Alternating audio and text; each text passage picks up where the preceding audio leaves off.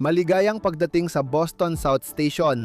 Ngayon, pupunta tayo sa Chicago, sakay ng tanging sleeper service mula Boston, ang Lakeshore Limited. Mahigit 1,000 milya ang layo ng Windy City mula rito at aabot ng 22.5 oras ang biyahe. Makikita natin ang magagandang ilog, sunset at astig na operasyon ng tren habang ninanamnam ang biyahe mula sa roommate natin. Samahan ninyo ako sa biyahe mula East Coast papuntang Midwest sakay ng Lakeshore Limited ng Amtrak habang tanaw ang magagandang tanawin. Dito magsisimula ang ating biyahe sa Boston South Station, hilagang dulo ng Amtrak's Northeast Corridor at ikalimang pinakaabalang Amtrak station sa US. Napakaganda ng labas ng South Station, lalo na ang neoclassical na harapan na sumasalubong sa mga pasahero. Pero pagpasok mo, malayo ito sa pagiging maganda. Mas warehouse ang dating kaysa istasyon dahil sa bukas na bubong, kaunting ilaw at patalastas sa paligid.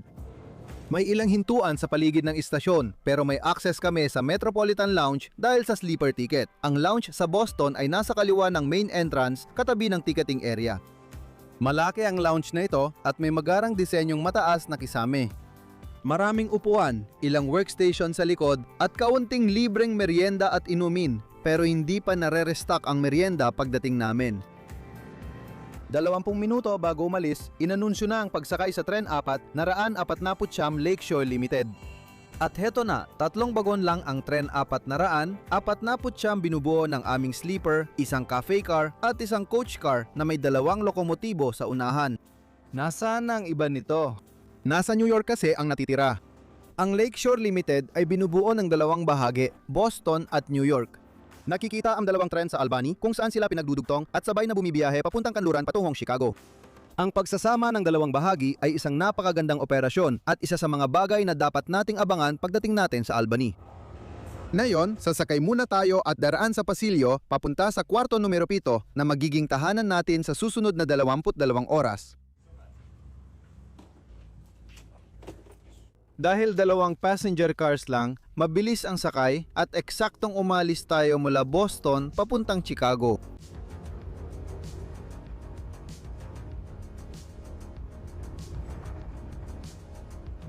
Bibiyahe tayo pakanluran mula Boston, dadaan sa Massachusetts, titigil sa Worcester, Springfield at sa huli sa Berkshires. Sa Albany, magsasama tayo sa New York na ruta, pagsasamahin sa isang tren para simulan ang mahabang biyahe papunta sa New York. Ang mga hintuan sa Syracuse, Rochester at Buffalo ay pansamantala lang habang ang riles ay sumusunod sa timog-baybayin ng Lake Erie patungong Pennsylvania at Ohio. Nagkumaga tayo sa silangang Indiana, Elkhart at South Bend ang mga hintuan ng ikalawang araw at South Bend din ang pangalawa sa huling istasyon bago Chicago. Makikita ang Lake Michigan mula Gary, Indiana tapos liliko pa hilaga sa Illinois bago dumating sa Chicago Union Station.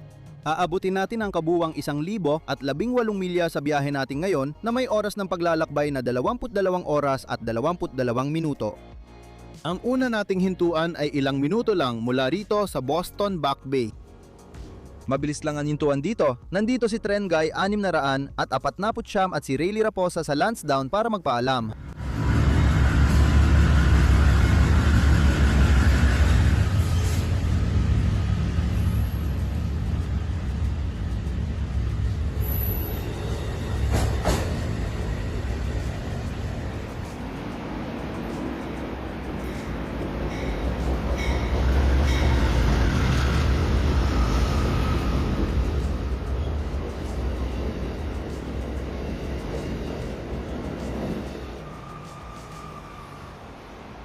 Lumapit agad ang tagapag-asikaso ng kotse para ipakilala ang sarili, magpaliwanag tungkol sa tren at ibigay ang menu sa biyahe.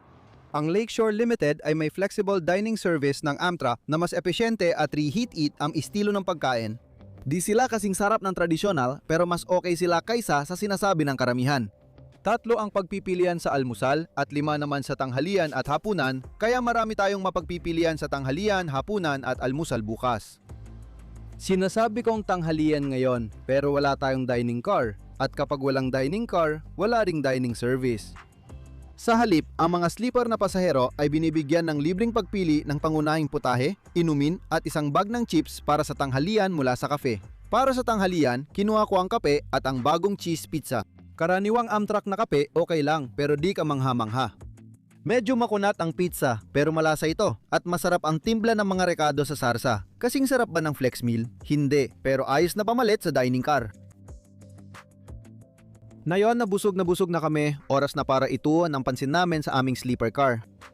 Isa ito sa mga Viewliner 2 ng Amtrak, ang pinakabago at maganda nilang sleeper car.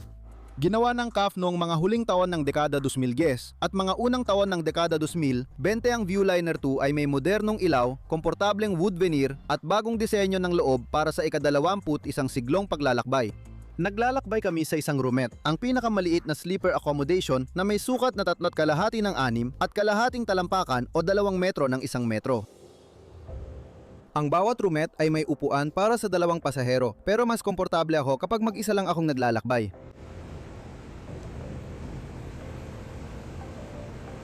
Makikita mo sa araw ang 2 upuan. Isa ay mas makitid para magkasya ang lababo at hagdan. May kontrol sa ilaw at silid sa itaas ng bawat upuan.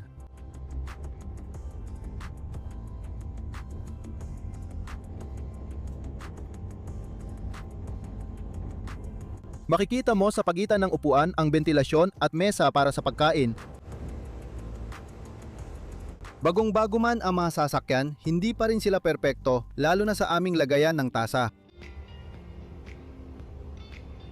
Masasabing ang pinakamagandang tampok ng Viewliner roomette at malaking upgrade mula Viewliner 1 ay ang lababo at vanity.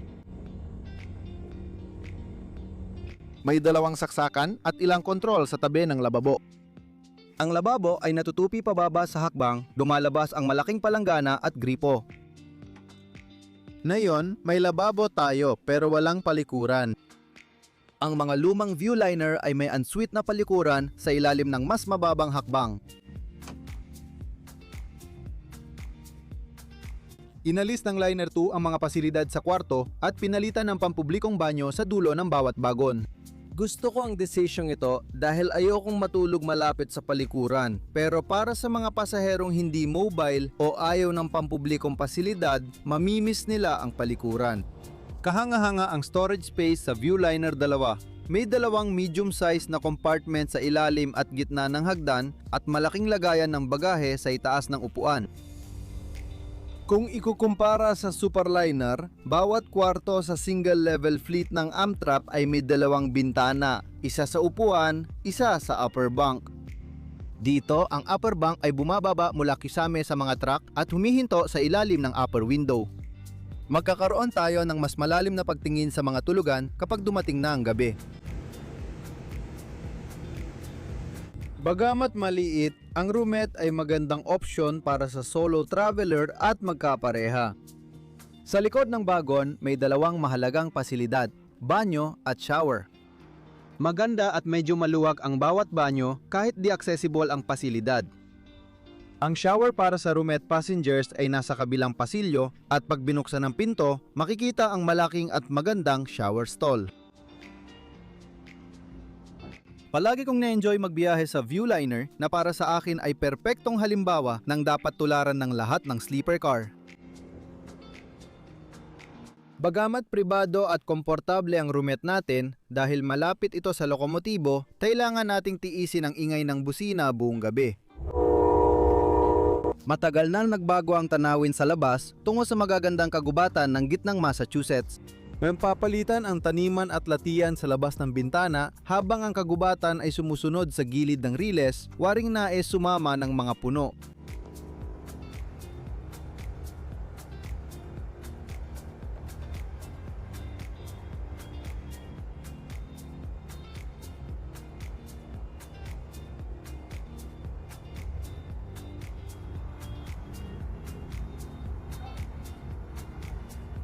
Humuhupa ang mga dahon pagdating natin sa Springfield, ika-4 na hintuan ng bahaging mula Boston. Pag-alis natin sa Springfield at pagtawid ng Ilog, Connecticut, naghihintay sa kabila ang ating tagahanga at si Ander, handang abangan tayo habang dumaraan.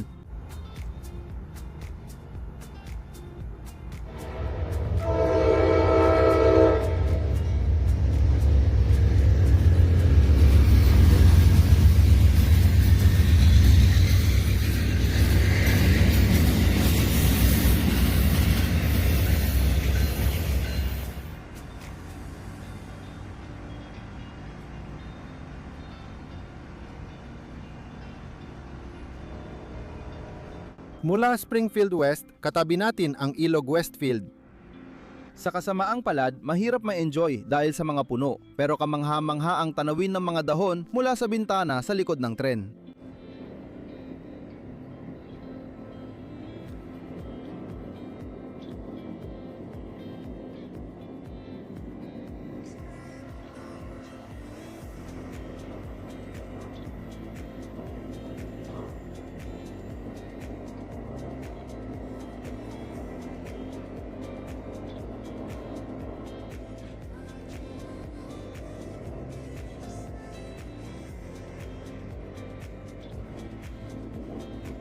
Ang pagdaan natin sa Pittsfield ay nangangahulugan na nasa loob na talaga tayo ng Berkshires. Bagamat maganda ang tanawin ng mga burol, pinaulan tayo ni Inang Kalikasan, kaya natatakpan ng ulap ang malalayong tuktok. May mga maliliit na lawa na sumasalubong sa tabi ng riles at ang mga lawa ay sumasalamin sa hanay ng mga puno at sa langit na may putol-putol na ulap sa itaas.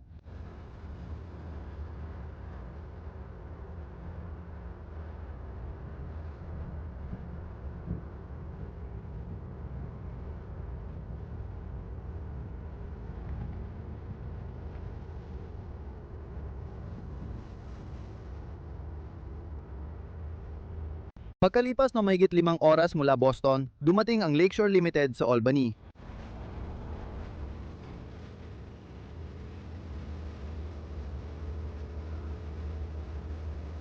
Kahit na ang ALC 42 ang naging pangunahing makina ng Amtrak, ang tren natin na yon ay pinapatakbo ng dalawang P42 DC na lokomotibo bilang 113 at 111 na siyang nangungguna sa tren 449 kung saan ang una ay pininturahan ng bagong Phase 7 na kulay ng Amtrak.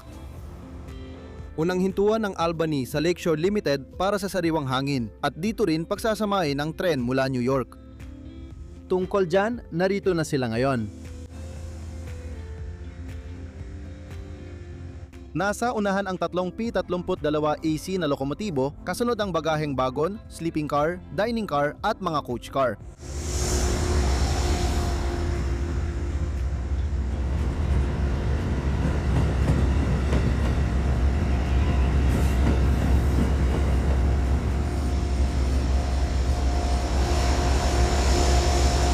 Mas nagiging karaniwan na ang Phase 7 na disenyo sa buong network kung saan pinipinturahan na ang mga lokomotibo, coach at bagaheng bagon sa bagong kulay. Ang hintuan sa Albany ay naka-schedule ng 55 minuto at ito ay dahil sa kung gaano katagal pinagsasama ang dalawang bahagi. Pagkababa ng mga tao, pwede nang magsimula ang kasiyahan. Nagsisimula ang koneksyon sa Albany sa paghila at pag-ikot ng bahagi ng New York palabas ng Albany sa isang Y, malapit sa istasyon.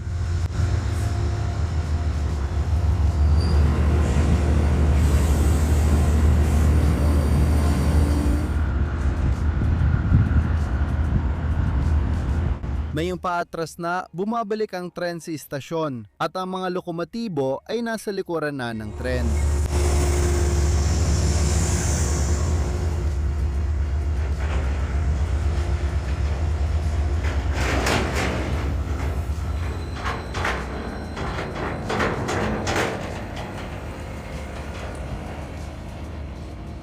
Ang bahagi natin mula Boston ay umaabante, ikinakabit sa harap ng tren upang mabuo ang buong Lakeshore Limited.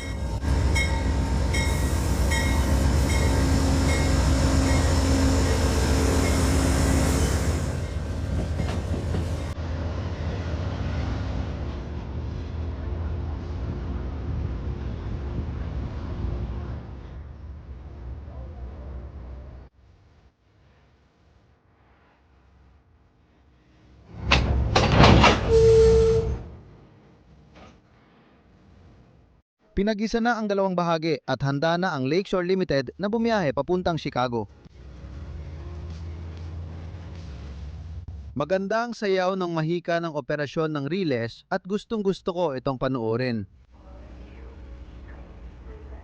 Dalawa na ulit sa isa, nagsimula na namang sumakay. Para sa mga bumaba, nasa kabilang dulo na ng tren ang kanilang bagon. Nakakalito talaga kung tatanungin mo ako.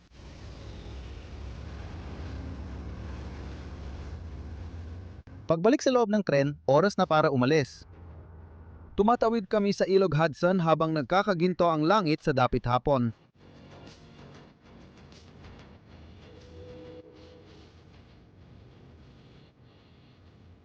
Kumikurba sa likod namin ang buong tren. Ngayon, triple na ang haba nito.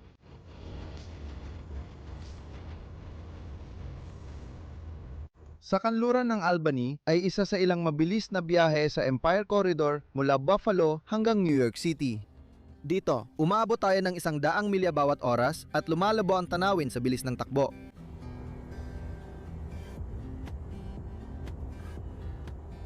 Sa Schenectady, matatanaw natin ang Ilog Moho at magagandang tanawin habang lumulubog ang araw. Matayog na nakatayo sa kabilang pampang ang napakagandang Amsterdam Steam Generating Station. Dating bahagi ng Adirondack Power and Light Company, hindi na ginagamit ang gusaling power station ngayon. Kahit hindi na gumagana mula dekada 50, maganda pa rin ang kondisyon ng gusali at mataas pa rin ang kakaibang mga tsiminea nito. Hindi na nagbibigay liwanag ang power station, pero nagbibigay pa rin ng liwanag ang araw at ang kahil na kulay ay kumikislap sa Ilog Mohawk.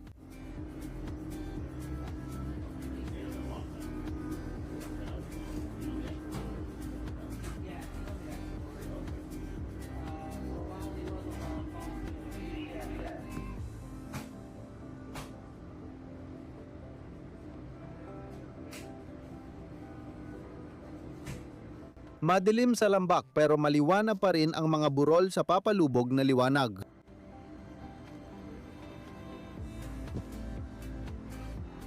Maya-maya, kahel na liwanag na lang ang natira sa abot tanaw.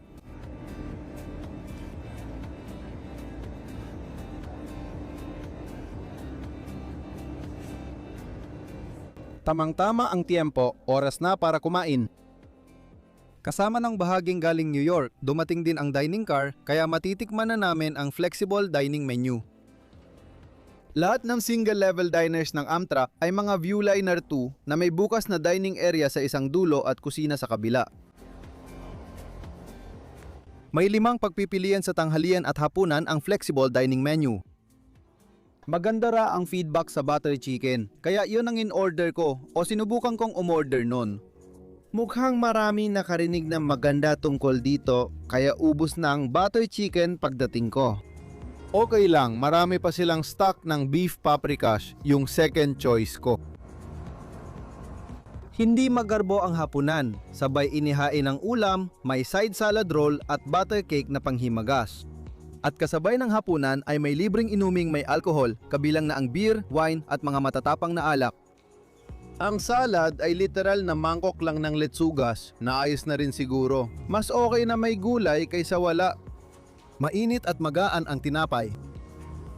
Ang beef paprikash namin ay isang Hungarian dish na may pasta at nilagang baka sa matamis na paprika sauce, kaya tinawag na paprikash. Hindi man ito mukhang masarap, pero masarap talaga. Malakas ang lasa ng paprika kumpara sa baka. Maraming baka dito, kaya di ako nag-alala sa karne sa putahe. Hindi sila nagtipid, kaya gustong gusto ko. At para sa panghimagas, ang pinakapaborito sa lahat ng panghimagas ng Amtrak, ang butter cake. Habang natapos ang hapunan, dumating kami sa Syracuse, New York. Pangalawang beses naming makalanghap ng sariwang hangin sa biyahe. Kaunti na lang ang makikita dahil matagal nang lumubog ang araw, pero laging masarap makalanghap ng sariwang hangin sa isang mahabang biyahe.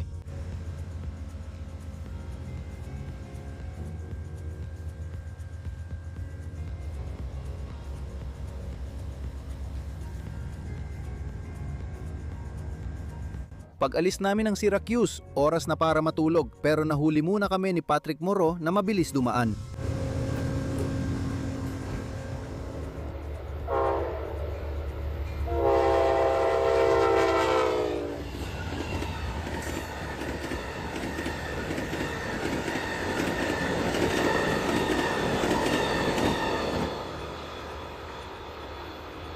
Pagbalik namin sa kwarto, ginawa na ng tagapag-asikaso ng kotse ang mga upuan na kama. Ang ibabang kama ay mga 6 tuldok 5 talampakan ang haba, kapareho ng roommate. Mga 2 metro yon para sa gumagamit ng metric system. Bumababa ang itaas na kama para magkatapat sila, kaya nagiging gabi mode ang roommate. Ang itaas na kama ay medyo mas maikli kaysa sa nasa ibaba dahil may frame ng kama at mga guide rail sa magkabilang dulo.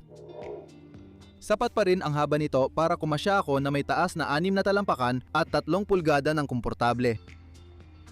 May safety harness na nakakabit sa kisame, maliit na bulsa para sa mga kontrol ng ilaw at may ventilador na matatagpuan malapit sa ulunan. Bago tayo matulog, gusto ko munang maligo. Tulad ng nakita natin kanina, ang paliguan ay matatagpuan sa likuran ng sasakyan. Napakaluwag dito. Ang paliguan ng Viewliner 2 ay bukas mula sahig hanggang kisame. May libreng toiletries sa kwarto at pwedeng humingi ng dagdag kung kailangan. May hamog na salamin na pintuan sa pagitan ng paliguan at lugar ng pagpapalit. Madaling ayusin ang mga kontrol ng shower at maganda at malakas ang water pressure, perpekto para sa mabilisang paliligo.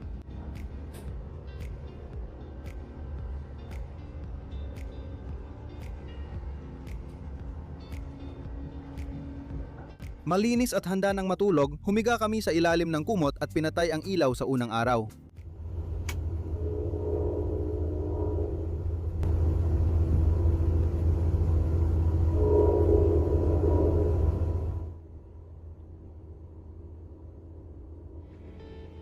Pumasok ang liwanag sa kurtina ng umaga ng ikalawang araw sa Indiana. Alas 7:45 ng umaga, nasa silangan na ng Waterloo, Indiana ang tren namin. Bumaba kami sa dining car para mag-agahan. First come, first serve ang almusal mula 6:30 hanggang 9 ng umaga. 3 pagpipilian sa almusal ang mga pasahero, Continental Selection, 3-egg omelette at Bourbon Apple Crepes. Natikman ko na dati ang omelette at ang Continental Selection ay gaya lang ng aasahan mo pero di ko alam ang aasahan sa crepes. Kasama ang mga ito sa pakete ng kape at orange juice. Hindi sila mukhang kaaya-aya, sigurado yan. Nakatago ang 2 crepes sa ilalim ng tambak ng mansanas at may kakaibang creme angles sa gilid. Ngayon, ibang itsura sa lasa at dito namumukod tangi ang puteng ito. Magaan at matamis ang mga crepe, puno ng masarap na compote.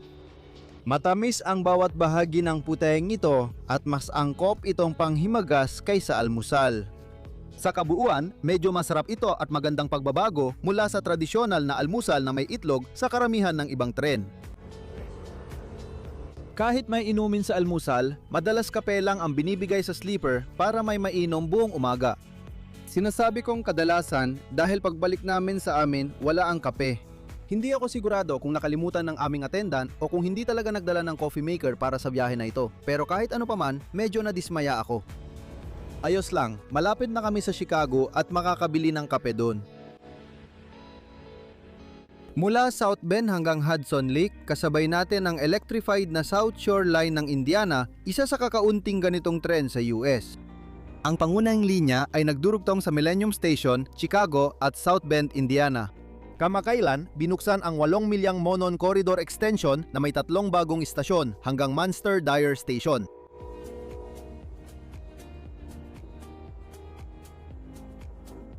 Dumadaan ang Lakeshore Limited sa Rust Belt, dating sentro ng produksyon ng bakal sa US noong huling bahagi ng ika-19 at unang bahagi ng ika-20 siglo. Bumaba ang produksyon ng bakal sa Amerika noong dekada 50 at 60 kaya naging anino na lang ang maraming lungsod sa Rust Belt. Walang mas magandang lugar makita yon kundi sa Gary, Indiana. Noong dati bahagi ng masiglang puso ng American Steel, ngayon ang mga bodega ng Gary ay naglalagas ng kanilang mga dingding at ang mga conveyor belt ay bumabagsak mula sa kanilang mga suporta. Ang Rust Belt ay tunay ng kinakalawang at unti-unting nawawala.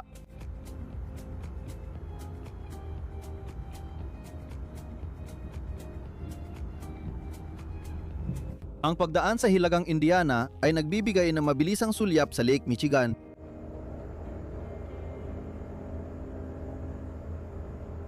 Maganda man ang Viewliner 2. Karamihan sa long distance na tren ng Amtrak ay mula pa dekada 80. Gumada na lahat pero hindi maganda, kaya oras na para mag-upgrade. Kamakailan, inanunsyo ng Amtrak ang plano para sa isang pinadisang single-level long-distance fleet. Kasama sa anunsyo ang render ng mga bagong bagon na talagang kahanga-hanga ang itsura. Magkakaroon ng 2 klase ang coach class, standard at premium. Ang standard coach ay makakaroon ng upuang dalawahan sa magkabilang gilid habang ang premium coach ay may dalawang upuan sa isang gilid at isa sa kabila. Ang dining car ay magiging moderno gaya ng Viewliner 2 at magkakaroon ng single level lounge car na magbibigay ng common space para sa lahat ng long distance na tren. Makakaroon ng modernong bersyon ng klasikong disenyo ng Amtrak ang mga sleeper, parang Nightjet sleepers pero kulay Amtrak. At sa wakas, makukuha na natin ang pangarap ng solo traveler, ang Solo Suite. Hindi mo na kailangang bayaran ang buong roommate para ma-experience ang sleeper. Bukod pa rito, lahat ng kwarto ay pwedeng ikandado mula sa labas. Alam ko na marami ang nag-aalala sa seguridad sa mahahabang biyahe ng tren, pero ngayon, hindi mo na kailangang mag-alala. Kasama sa order ang 800 kotse para sa 14 na long distance na tren ng Amtrak at pipiliin ang manufacturer bago matapos ang 2027. Sa kasamaang palad, hindi natin makikita ang unang mga kotse hanggang sa pinakamaaga ay 2030 pero ang mahalaga darating din sila. Malungkot man ako sa pag-alis ng lumang fleet, mas excited akong makita ang dadali ng bagong fleet sa hinaharap. Mula sa likod ng mga mabababang gusali, lumilitaw ang isang skyline, Chicago.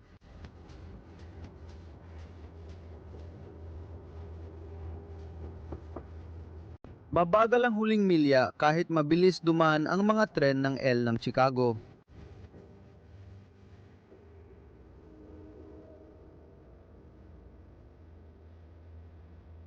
Habang malapit na tayong matapos, kailangan pa nating pag-usapan ng presyo. Para sa ating biyahe mula Boston papuntang Chicago, nagbayad ako ng talagang nakakagulat na $1,037. Malaki yon, lalo na para sa wala pang 24 na oras sa tren at flexible dining. Madalas ko itong bigyang katwiran, pero mahirap talaga ipagtanggol. Oo, magandang tanawin sa ibang bahagi, pero walang lounge car at talagang matinding kabiguan ang walang maayos na tanghalian pag alis ng Boston. Oo, mas mura ang kwarto kapag mas maagang mag-book. Halimbawa, nakakakuha ako ng roommate na $711 sa parehong ruta kapag 2 buwan bago ang biyahe nag-book. Kung gusto mo talaga ng sleeper experience, mas mainam mag-ipon at mag-book ng Western Long Distance Train. May traditional dining, lounge car at magagandang tanawin sa Estados Unidos. Dahan-dahan kaming dumaan sa rail yard ng Amtrak sa Chicago, papasok sa mga lagusan ng Union Station at huminto ang tren sa dulo ng linya.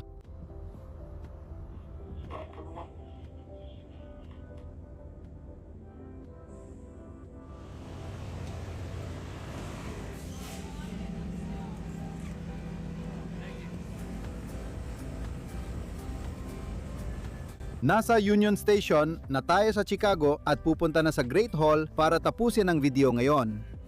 Sana nagustuhan ninyo ang biyahe sa Lakeshore Limited. Alam ko mahaba ito, pero alam ko rin ito ang mga biyahe na enjoy ninyo at gustong-gusto kong gawin ang ganitong video. Lubos akong nagpapasalamat kina Rayleigh Raposa, Patrick Muro, Tren Guy 600 at 49 at under sa mga rail fan shots ng tren. Pakiusap, ipakita ninyo ang suporta ninyo sa kanila sa mga komento sa ibaba. Sa susunod na linggo, pupunta tayo sa West Coast para sumakay sa Amtrak Pacific Surfliner. Bibiyahe tayo ng business class mula LA papuntang San Diego habang tinatahak ang baybayin ng Pacific Ocean. Hindi ito ang perpektong biyahe dahil kahit anong Amtrak trip pwedeng magkaproblema. Abangan nyo sa susunod na linggo ang mangyayari. Siya nga pala, kung bago ka lang dito, lubos kong ma-appreciate kung i-click mo ang subscribe button sa ibaba. Libre lang ito at malaking tulong para masuportahan ang channel.